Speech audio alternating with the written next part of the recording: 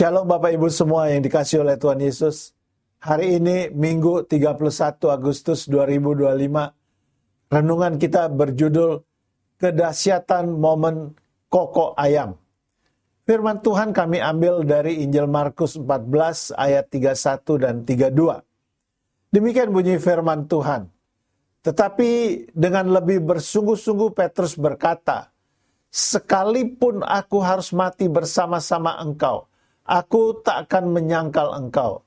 Semua yang lain pun berkata demikian. Lalu sampailah Yesus dan murid-muridnya ke suatu tempat yang bernama Getsemani.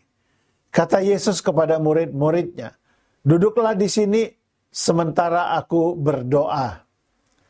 Pada momen sebelum Yesus disalibkan, ia berkata kepada murid-muridnya bahwa mereka semua akan tergoncang imannya. Namun Petrus menyatakan dengan tegas bahwa ia tidak akan tergoncang imannya. Namun Yesus berkata, "Sesungguhnya malam ini sebelum ayam berkokok, engkau telah menyangkal aku 3 kali." Yesus katakan bahwa Petrus akan menyangkali dirinya sebanyak 3 kali.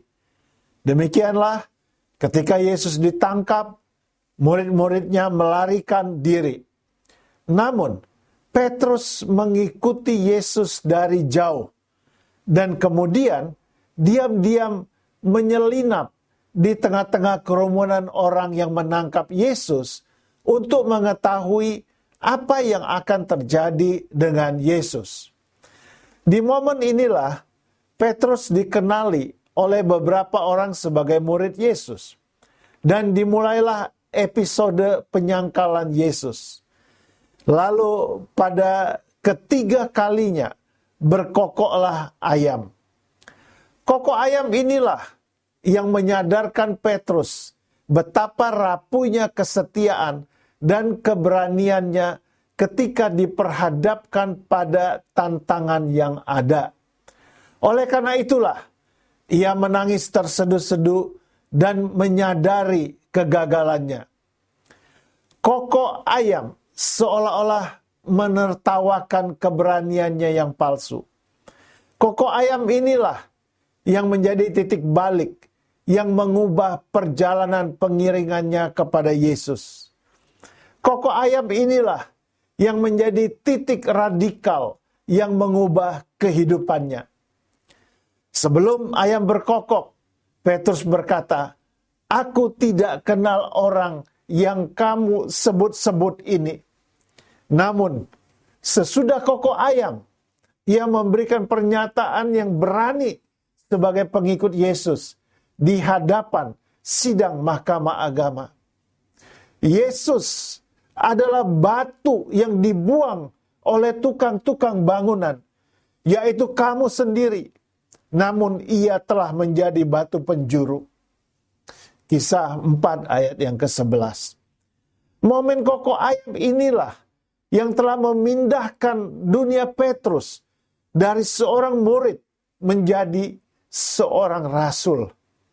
Pertanyaannya, adakah kita juga memiliki momen kokok ayam ini? Momen yang mempertemukan antara penyesalan dan pertobatan yang sungguh-sungguh. Ingatlah, Petrus hanya memerlukan satu momen menangis terseduh-seduh untuk menyesali kegagalan imannya, untuk membawanya melesat bagai anak panah di tangan Allah. Bagaimana dengan kita? Berapa banyak kali kita telah menyesali sesuatu, kemudian bertobat, namun usia pertobatan kita tidak berumur panjang.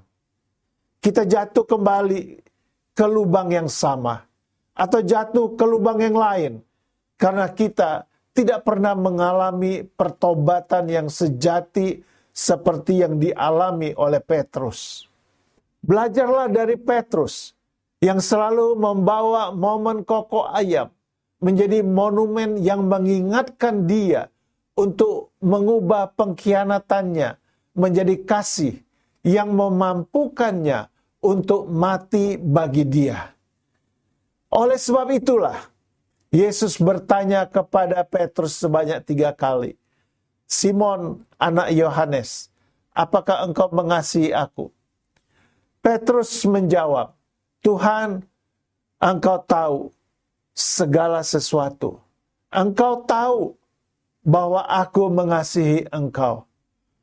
Inilah kedahsyatan momen kokok ayam yang telah mengubah si pecundang menjadi martir Allah. Kata-kata bijak hari ini, iman kepercayaan kita kepada Yesus harus bisa jelas terbaca oleh orang lain. Jangan miliki iman yang abu-abu. Puji Tuhan untuk renungan yang luar biasa hari ini. Mari kita akhiri dengan berdoa bersama-sama. Tuhan, mampukan aku untuk menjadi kesaksian bagi Engkau di dunia ini. Pakai hidupku seturut dengan kehendak-Mu. Dalam nama Yesus aku berdoa. Amin. Kiranya Tuhan Yesus menolong kita untuk menjadi saksinya yang setia dan tidak berlaku abu-abu. Selamat beribadah. Tuhan Yesus memberkati Bapak Ibu sekalian. Haleluya. Amin.